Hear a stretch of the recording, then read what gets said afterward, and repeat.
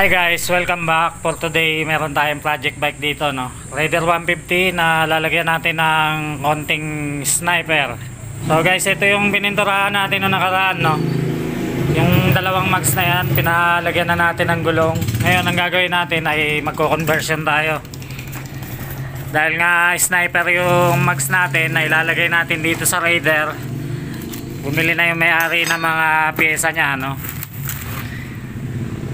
Hub ng sprocket, meron na siyang sprocket, plus ito mga kailangan natin, no? Yung mga spacer nya tsaka bushing. Bali, ang unahin nating i-convert guys ay yung likod muna, no? Isa-isa lang kasi mahina ang kalaban.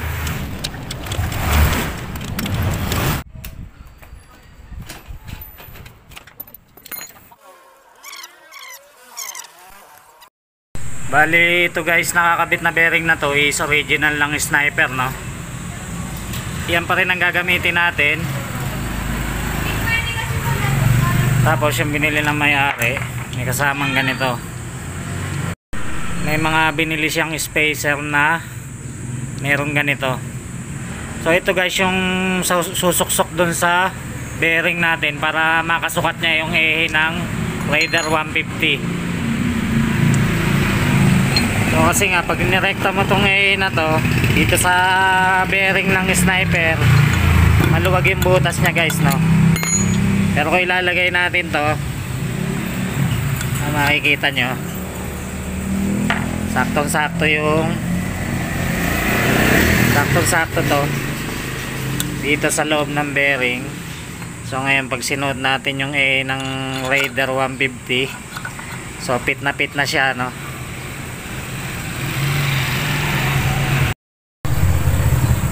Tapos yung spacer, original pa rin, yung pa rin ang gagamitin natin, no? Pang sniper. Lagay na natin. O, ayan.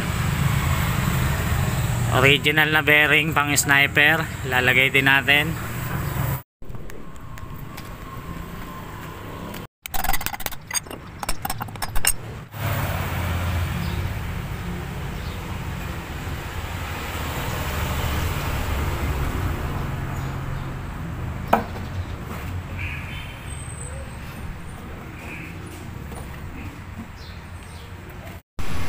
Pansamantala, dito muna tayo sa disc brake guys, no? Tatanggalin natin tong bracket na to, tapos yung biniling bago, doon natin ilalagay yung caliper. So hindi pa natin sigurado kung tama nga yung bracket na yan, no? Doon sa pinaka rotor disc nya, titingnan pa natin. Kasi first time ko mag-conversion ng ganito from sniper mags na ikakabit sa Raider 150. Kaya medyo nanghuhula pa tayo, no?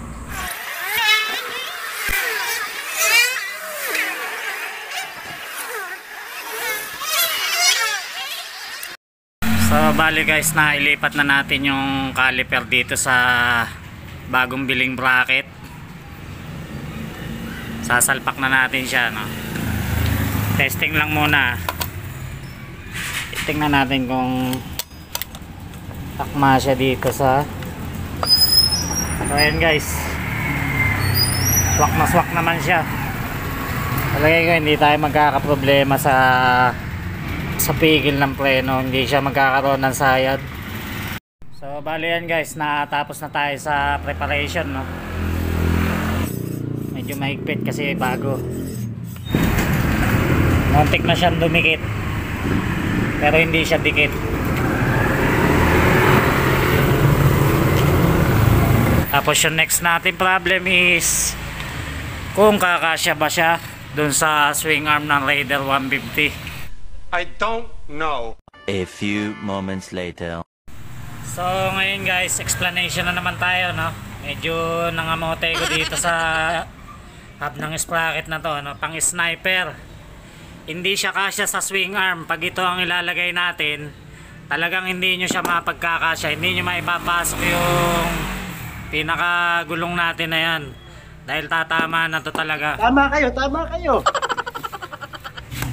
Kung nakita nyo yung lapad nito, siguro mga 2.5 inches to. Tapos itong sa Raider, Yan nga, yung Raider muna, yung Raider talaga ang inano natin guys, no. Yung pan Raider 150 na hub sprocket ang nilagay natin kasi yun ang talagang sumukat, no. Magkasukat sila nung rubber damper sa loob. Pag salpak natin itong hub ng sprocket, sukat na sukat siya, pati yung spacer nito sa loob. Tapos ngayon yung clearance, pag itong sprocket na, yung hub ng sprocket ng Raider 150 ang ginamit natin is okay na okay lang, no. Pumasya siya, pumasok, pati dito sa kanan, saktuhan lang siya, no. So ngayon ito, hindi pala magagamit to. Sayang. Ngayon sabi kasi ng may-ari, sukat yung gulong ng yung mag wheels ng Sniper sa Raider 150. Hindi ko lang alam kung naitanong niya dun sa may-ari ng motor na nakita niya kung ito rin ba ang ginamit na hub ng sprocket, kung pang Sniper din o itong pan Raider 150. So yun nga, ano, doon tayo nahirapan kanina. Hindi ko lang pinakita yung video. Nakakahiya kasi. Hindi ko talaga maipasok kanina to guys, nung ito nakakabit. Ngayon nung itong Raider 150 walang kahirap-hirap, pumasok siya. A few moments later.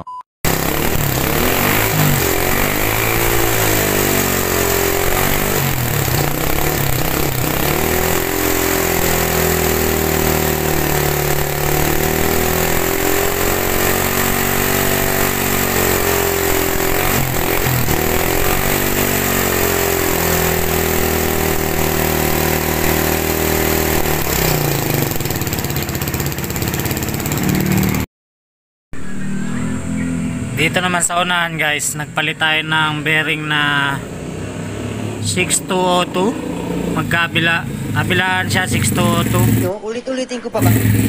So mas malaki na yung gitna niya, no. Same pa rin yung bilog sa labas, yung sa gitna lang ang lumaki. Kasi kung di tayo nagpalit, hindi naman kakasya to.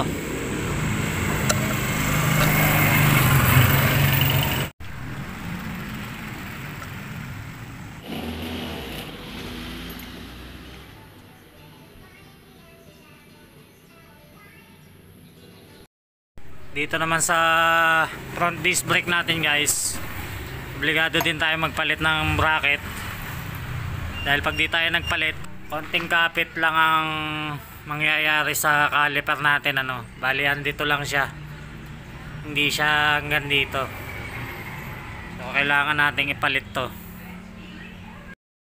Nakapagpalit na tayo ng bracket guys, sosoli na lang natin, no.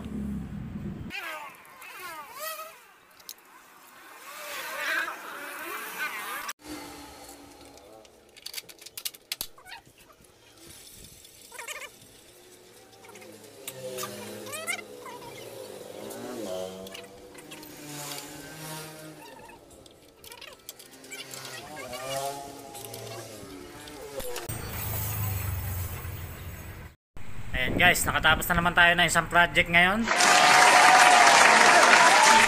Raider 150 na may konting Sniper. So pwede nyo siyang tawagin ngayon na Snyder 150 o Raper 150. Depende sa inyo kung anong gusto nyong itawag sa kanya, no? So sana mapanood to ng mga gustong mag-conversion, no? Mga Raider na gustong lagyan din ng mag wheels ng Sniper tsaka yung malalaking gulong.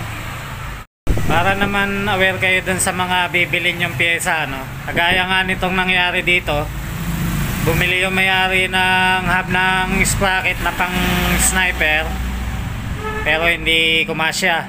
So yun nga, ginamit natin yung stock ng Raider, hub sprocket ng Raider ang kinabit natin. So yun, umubra siya. Yun nga lang, nasayangan tayo ng pyesa, no? So sana kung magko-convert din yung iba, mapanood muna tong video na to para alam nila kung ano yung mga bibiling pyesa.